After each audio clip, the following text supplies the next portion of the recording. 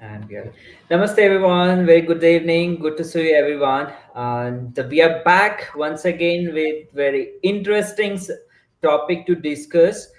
Uh, like every month, we come up with one or the other interesting subject in association with ICHARS and CareerNaksha. So to all our audience who is watching us right now and who is going to watch after the sessions, and I'm pretty much sure by end of the sessions you'll be able to gain something really good information, and you'll be able to know, okay, this particular area also exists, and if you are really interested how you can start your journey, or if you're pretty interested to start your career in that area as well, in that particular sector, so definitely you can reach out to me. So I'll share how you can reach out to us towards the end of this session. But so let me introduce you about Career Naksha, what we do, and why we are conducting this session. So my name is Lohit Jyotiavar. I'm one of the master trainer and career counselor, and CareerNaksha is an edtech platform where we help the individual or students or working professionals to find the right suitable career opportunity for them and help them to lead their life happily. So we provide career counseling services, we provide assessment services to identify, to discover themselves. So we work closely with students and education system. We work with the corporate company specialized in providing assessment to help the recruiter to find the right suitable candidate. We work with the working professionals to help them to choose the right set of job, even if, if they want to switch their career or domain.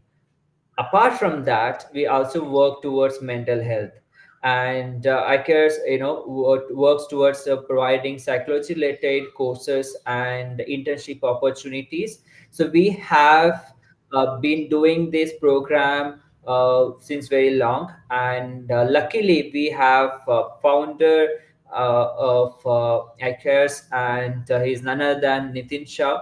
So little bit about Nitin Shah. He's practicing psychologist who specialize in hypnosis and its profound application in coaching and psychotherapy.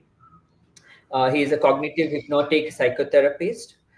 As the CEO of the Institute of Clinical Hypnosis and Related Sciences, he is a director at iCare's Support Foundation. He's a founder of a Visit MHP initiative and an author of the acclaimed book Destiny of Choice. I have read that book, and if I'm not marketing, but I really recommend everyone who is watching us to read Destiny of Choice. So definitely you'll love it. And he's been in this industry for over 15 years.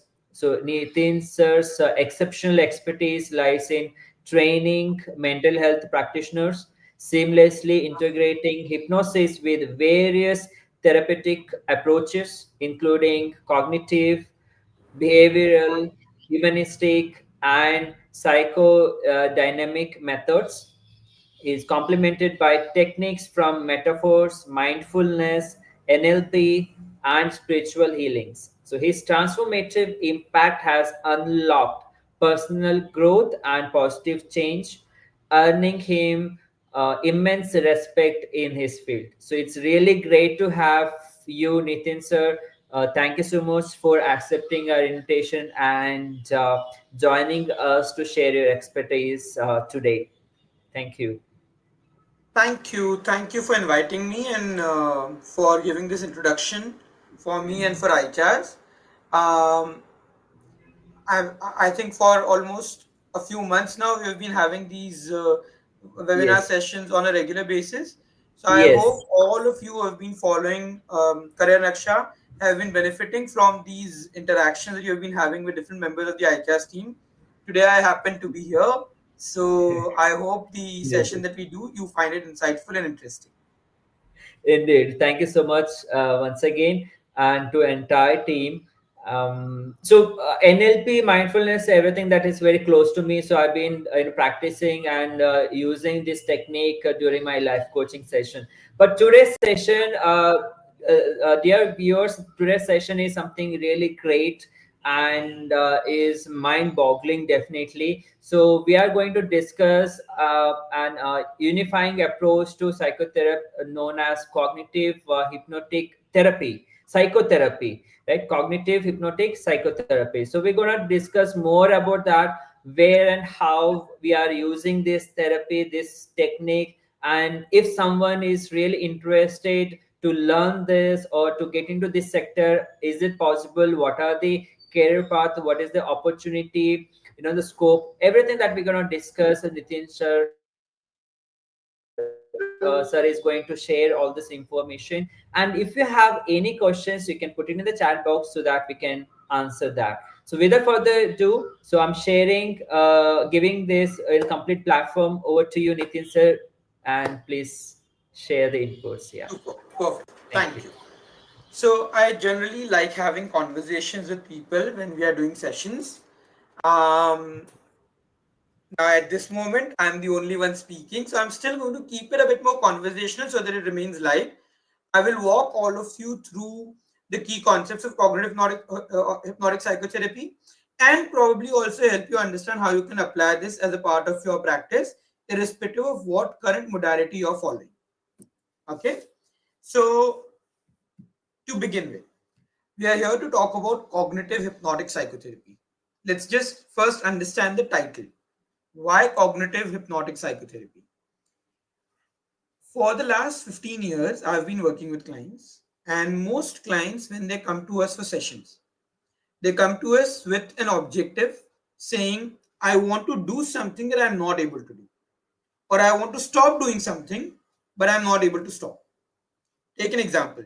Someone comes and tells you, I smoke, I want to quit, but I'm not able to. Someone says, I want to wake up early in the morning, but I'm not able to. Someone says, I want to be more productive. I want to be able to stick to my timetables, but I am not able to.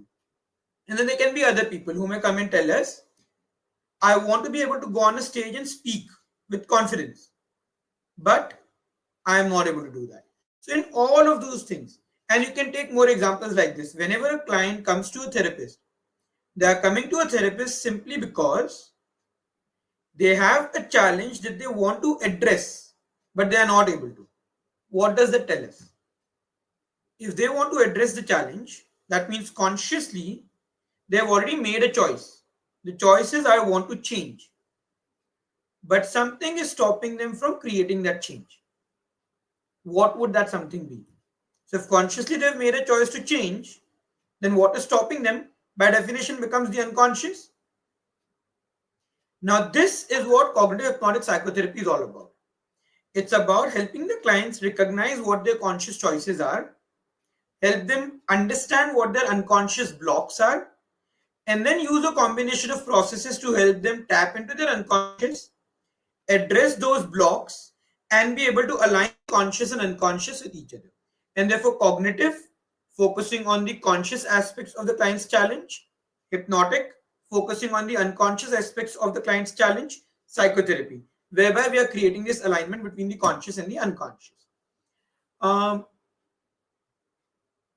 for a lot of people who have been following traditional therapy, they find this a bit confusing because they feel, but how do you work with the unconscious? How do you know what is there in the unconscious? That's exactly where hypnosis comes into play. And not just hypnosis, we actually use a series of processes from variety of approaches to work with clients. Having said that, the common thread amongst all the techniques that we use in cognitive hypnotic psychotherapy is actually hypnosis, because we use hypnosis as a way to connect the different approaches together. What do I mean by this? Let's quickly talk about hypnosis first to understand this. So, what is hypnosis? In simple words, hypnosis is a process to help the client become hyper receptive, or it's a state of hyper receptivity. We already discussed the clients when they come to us. Consciously, they've already made a decision that they want to change. So conscious receptivity is already there. Conscious willingness is already there. Now, what part of the clients do we want to become more receptive? It's the unconscious. So hypnosis is that process that helps clients become more receptive at an unconscious level. What is the process of hypnosis like? So there are a variety of processes. You can use deep relaxation as a way to induce someone in a hypnotic state. You can use mindfulness as a way of inducing someone in a hypnotic state. You could use uh, processes to help clients get in touch with deeper emotions. So happiness, excitement, sad, anger, whatever emotion they can feel deeply. Those emotions can also help the client connect with their unconscious. You can use overloading the mind, where the mind becomes so overloaded with information that it kind of hangs. It doesn't know what to do.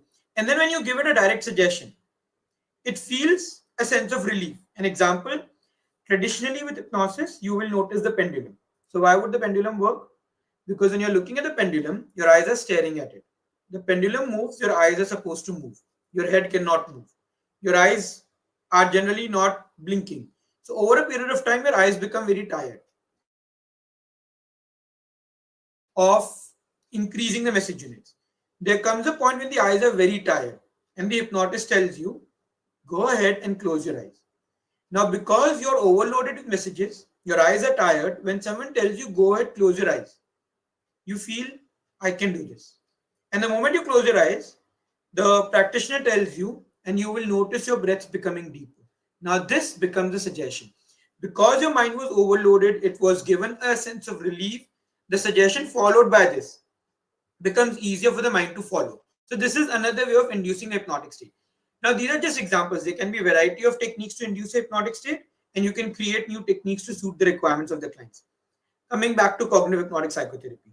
So we are actually using hypnosis to influence the client's unconscious. Now I said hypnosis becomes the base for integrating all approaches to therapy together. What does that mean?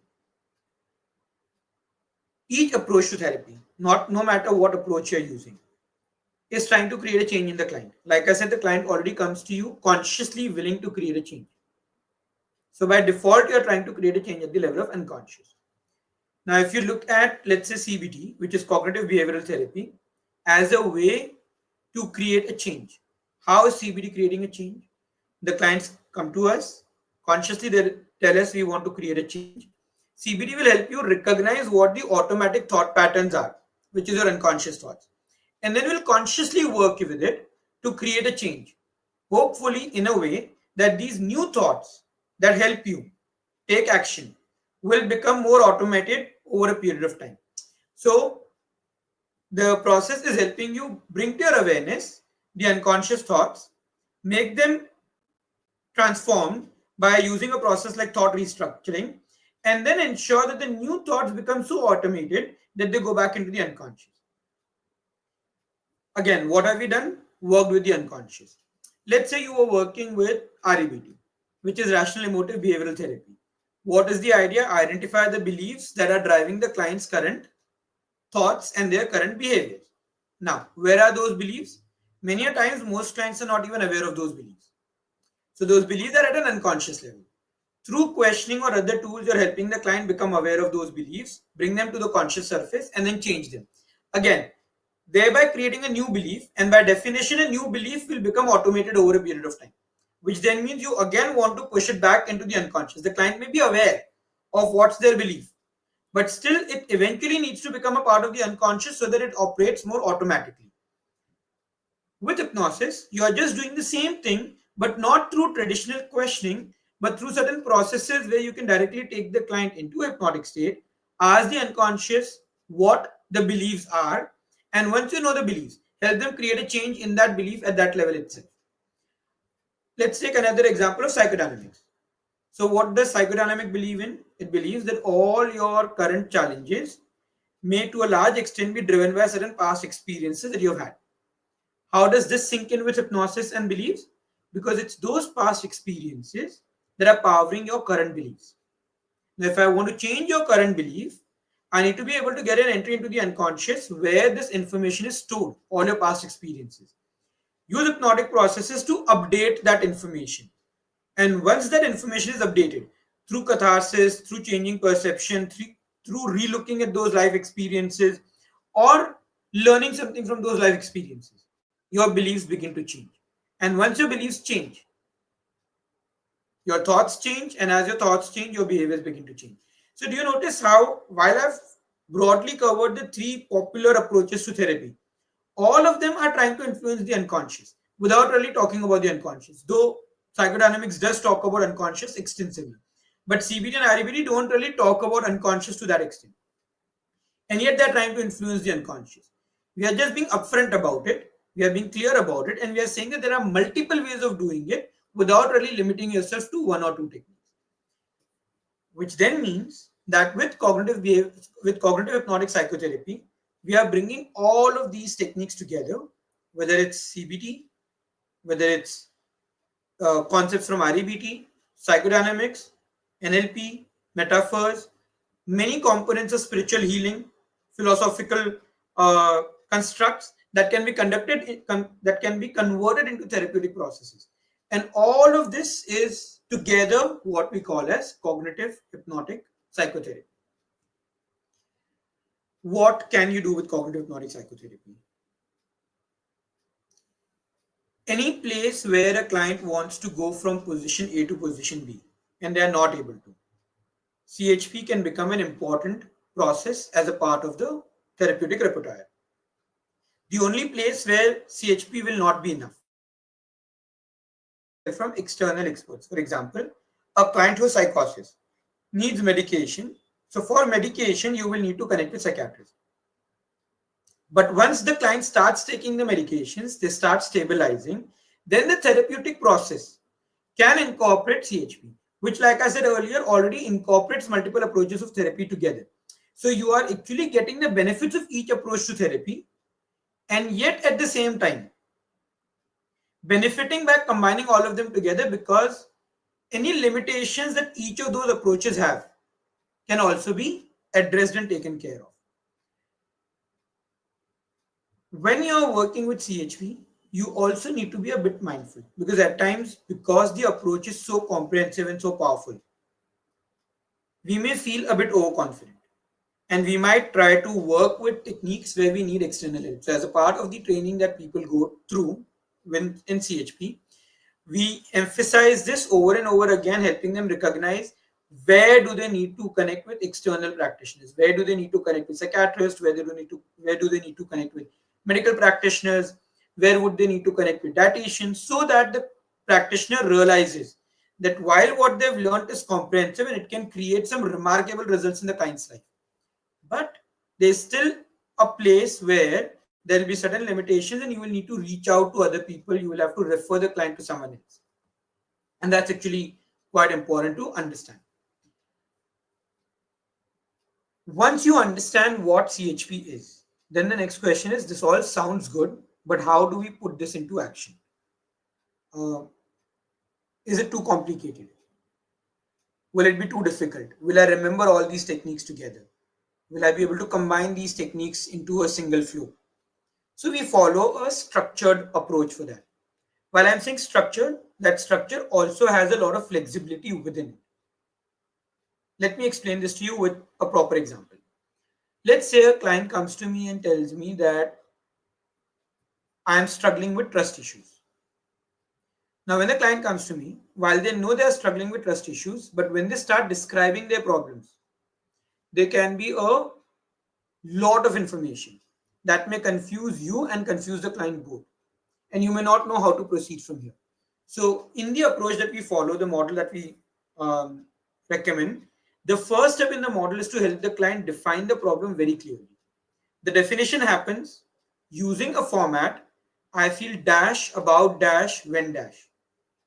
The reason why we take these three components is because the client has a certain problem which will be in the context. It's not that the client has trust issues with everyone. Some clients may, but most clients don't. So you want to know the context. And there are three components to any problem. There'll be a feeling. So no clients come to you telling you that I'm feeling very happy and I want you to take my therapy. They come to you because they have a problem and they're seeking help. And that problem is reflected in their system in terms of an emotion. So there will be an emotion which is causing discomfort. They would experience this emotion about something. It may be about something that they have done, it may be about something that others in their life are doing, it may be about a situation that they are not able to manage. It may also be about future, which is not yet happened, but they are just concerned and worried about it. So it will be about something. And there will be times during the day when that feeling, when the discomfort becomes more intense. And there will be times when it becomes less intense. So we want to know when it becomes more intense. Therefore, I feel dash, about dash, when dash. Once the client defines this statement, then we can go to the next step. But at times, the clients may not be comfortable opening up in the first session. Now, here, how do you take the client forward? If you only have questioning as a tool, you feel stuck because you can keep asking the questions, but the clients then start getting irritated because they don't know what to answer or they are not comfortable answering. That's where we bring in a process called abstract metaphor, which is basically a derivative of a technique from arts based therapy. Through abstract metaphor, with the help of drawings and symbols, we help the client project their internal thoughts onto an external imagery and then help the client connected to their current set of challenges. This makes them open up about what they want to talk about, and then slowly we can guide them towards the I feel statement again. So that's how every step in the model that we follow has clearly laid down indicators and counter indicators, where you understand how you can proceed to the next step and what technique you can use if a client gets stuck somewhere. So once the client has defined the problem, we then go into the definition of the solution. What is the specific outcome that the client wants to achieve? And we go into great details to find out what does the client want to achieve and what are the benefits that the client will derive in his life by achieving this outcome. Helping the client understand what will be the possible negative consequences of not achieving the outcome. What we are really doing is bringing in the reward and punishment principle. The moment the client's mind realizes these are all the benefits that I'll have if I can achieve this outcome, that becomes a probable reward. And when the client's mind realizes these are the possible consequences of what can further go wrong if I don't work towards this outcome, that becomes a probable punishment. And that reward and punishment also creates an intrinsic sense of motivation for the client. So once we have the I feel and the I wish statement, which is the problem and the outcome statement, we have detailed understanding of what future they want to create as a result of achieving this outcome. Then we go into identification of triggers.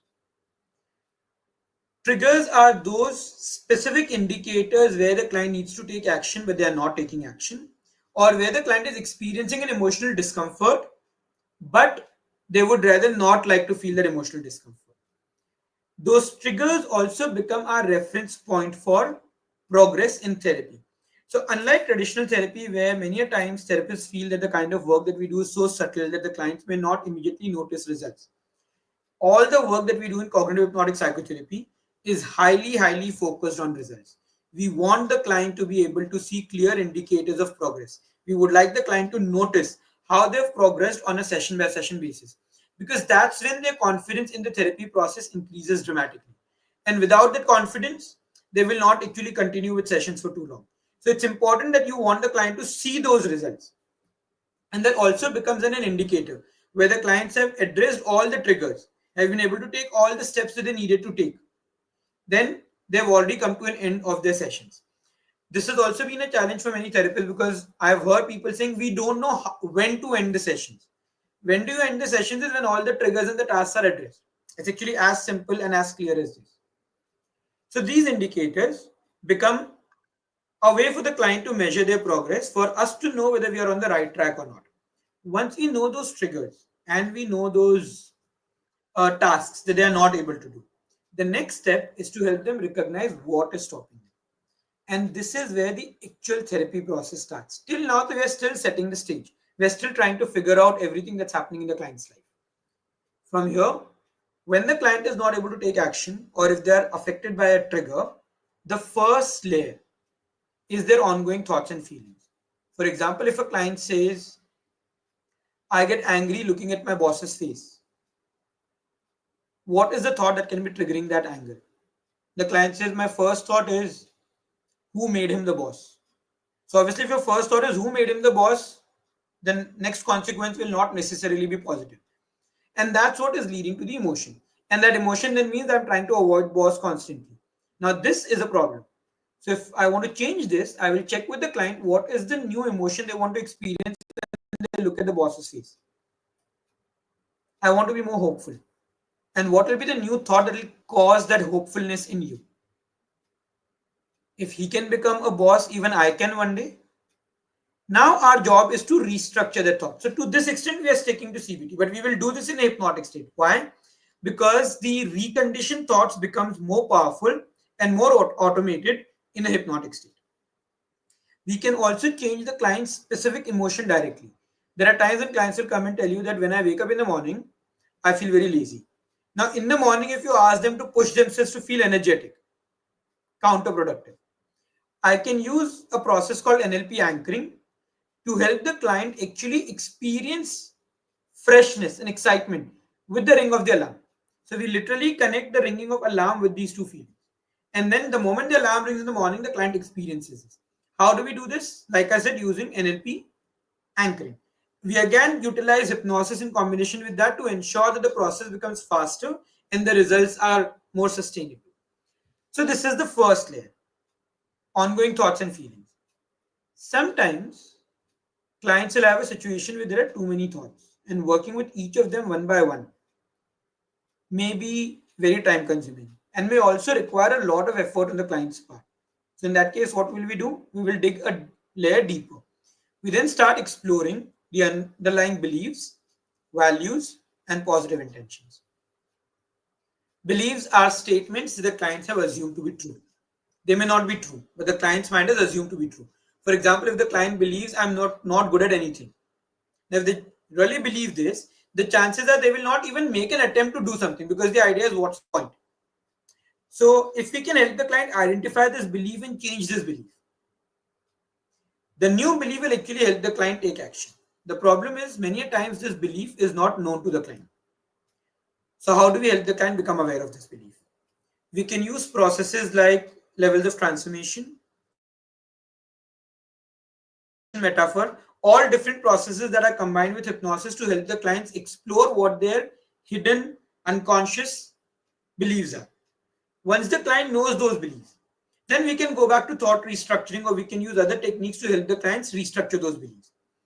We can also help the client tap into their past experiences from where these beliefs are formed and really use a process like inner child or regression to help them change their perceptions about those experiences, change their beliefs, and thereby change the resulting behaviors that they have.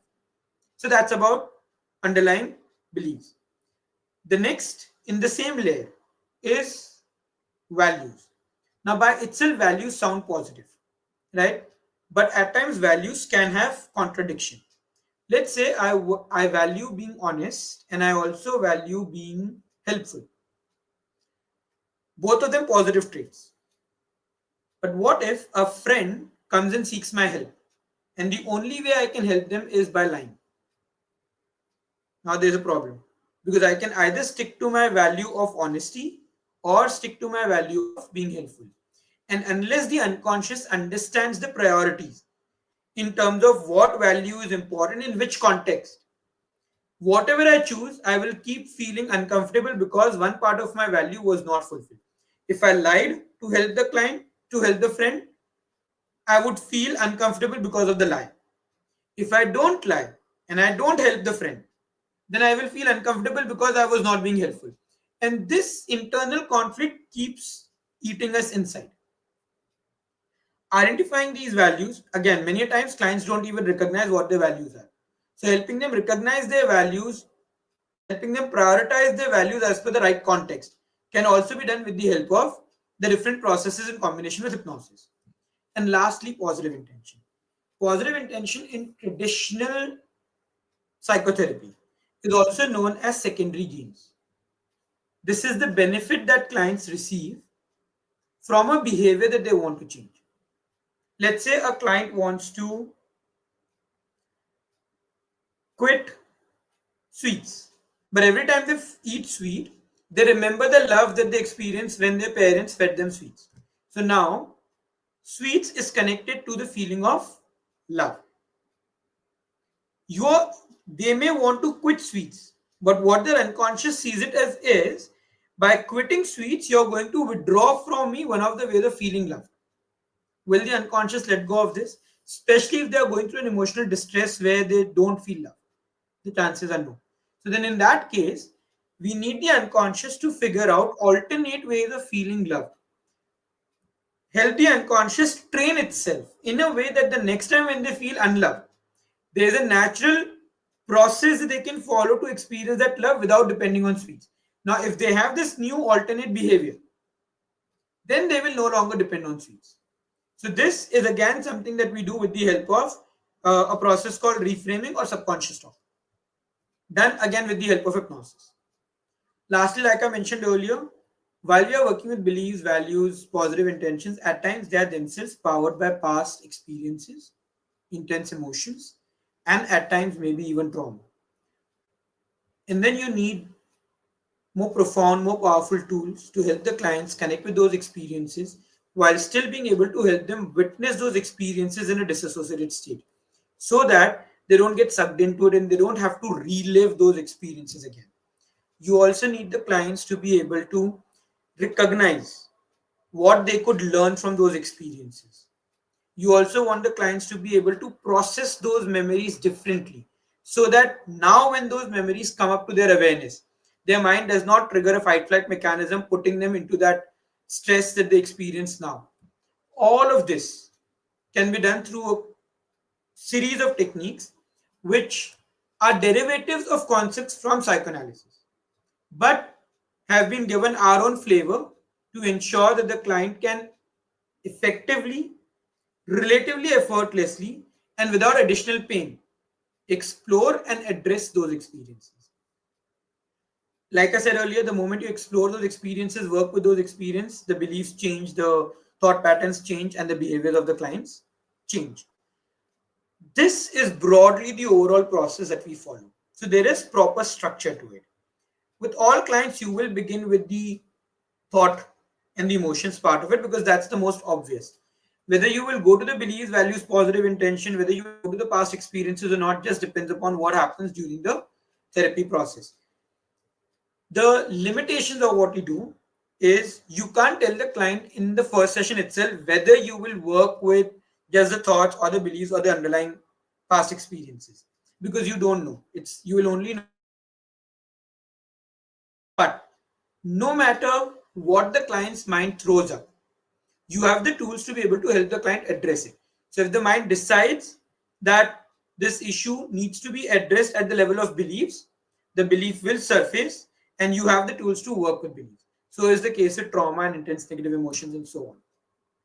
So this makes the entire process, while very structured, at the same time very flexible because the client is in the driving seat. You are just helping the client maneuver the processes so that the client can get the result that the client is looking for. What are the areas where you can apply hypnotic psychotherapy?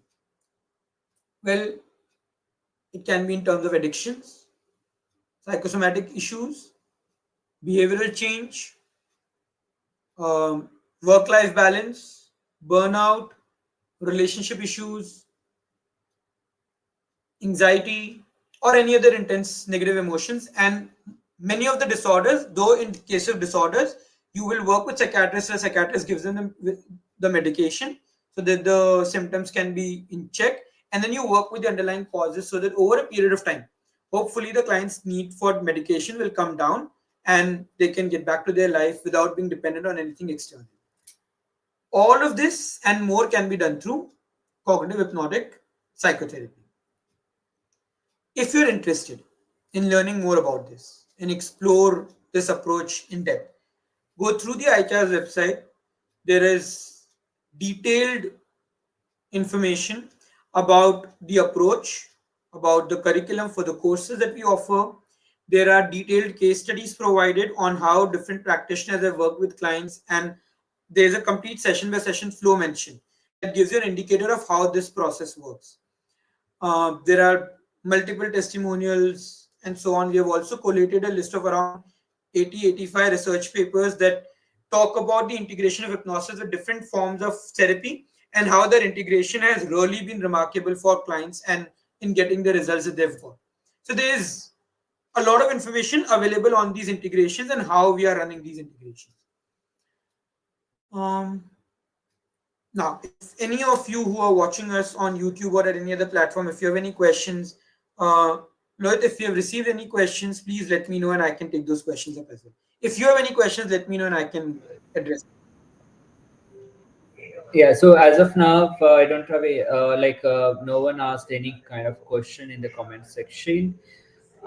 Viewers, if you have any questions so far, the process or the techniques or anything in that sort, so you can just throw the question to us so that we can able to help you out.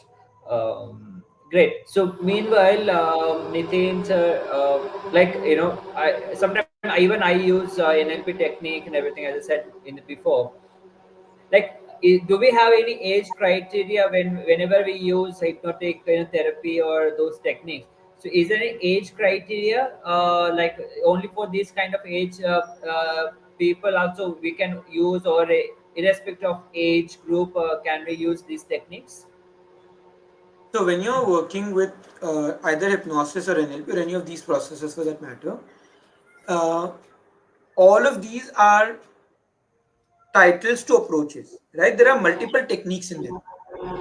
So the age limitations, what technique you use with what type of clients are all related to specific techniques. For example, let's say if I were using a hypnotic process with a client who is an adult, I'll probably ask them to sit comfortably, close their eyes. I may do a 1 hour session with them, right? But if I'm working with, like, let's say a 10-year-old child, then I wouldn't expect a 10-year-old child to sit in a chair for an hour. Then I need to do hypnotic process which are more activity based, where I can engage their unconscious, but the engagement is happening more through activity, more through fun, and so on. So probably I'll move to more art based approaches, more games based approaches to work with children. They all eventually induce a hypnotic state, but just the route is different. Also, for example, when we were talking about thought restructuring and belief work, that you can do with children, but you will not work with past intense experiences of children because they're already children. For them, those experiences are probably happening in the present. So then you're not really talking about past as much as you're working with the present situation. Similarly, when it comes to NLP, right? Same logic. You're trying to do right? But if you're planning to do, let's say, a process like a timeline, or you want to do a process like time travel, that you will not do with children. That you would at least want people to be 15, 16 years of age so that they understand what they're going through. So the problem is not really about you can use hypnosis, NLP, metaphors or not. It's just specifically these tools are you trying to use with your clients. Also, even to induce a hypnotic state, right? Even if you keep age aside, relaxation is considered to be one of the most common processes to induce a hypnotic state, right? But a client who has low blood pressure, you will not use hypnosis with, you will not use relaxation with them. You can use other ways to induce a hypnotic state, but deep relaxation further leads to drop in blood pressure, which for a client who has low blood pressure causes anxiety. Now, obviously, they will not go in a hypnotic state. So, with them, you want to use a process which is not relaxation based but still induces them in a hypnotic state, right? The same applies to people who may have epileptic seizures. You don't want to use deep relaxation with them, but there are other techniques that can be applied with them. So that's the nuance that you have to keep in mind. It's not whether you can use this, but which technique in this. Got it. Got it. Understood. Thank you so much. I think so many people have a different thought process and perception. So you have deep dive into the entire structure and the technique, and you have explained the even the causes where and which technique that can be used. So that's really interesting. I think people definitely would love to hear more about this. So they will start researching after watching this video. Yeah, so definitely they'll land on your website, or maybe start researching about this concept, This always been interesting part for me.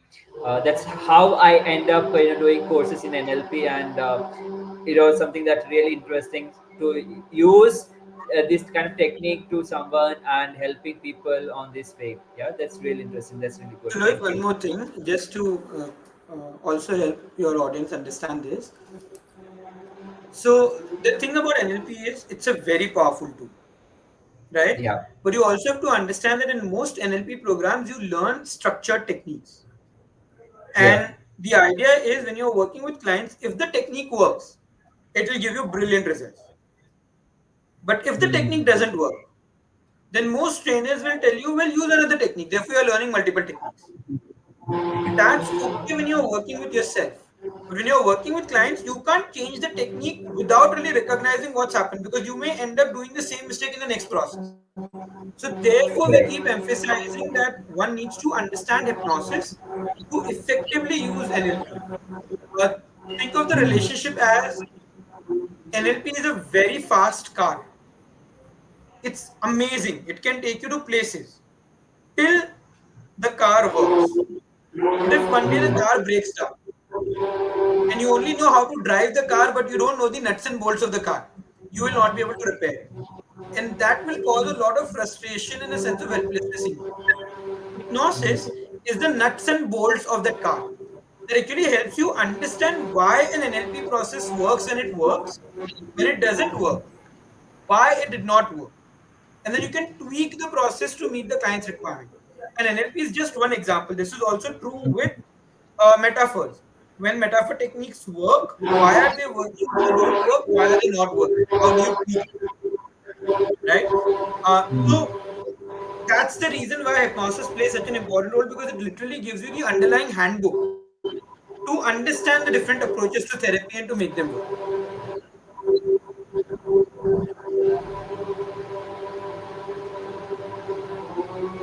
Got it.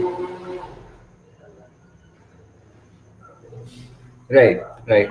Great. So we have few viewers. So do you have any questions, viewers? You can just quickly you can drop the questions in the chat box. If not, maybe do you have any last word of wisdom to all our viewers, Nitin? So, if you're practitioners and you want to enhance your skills,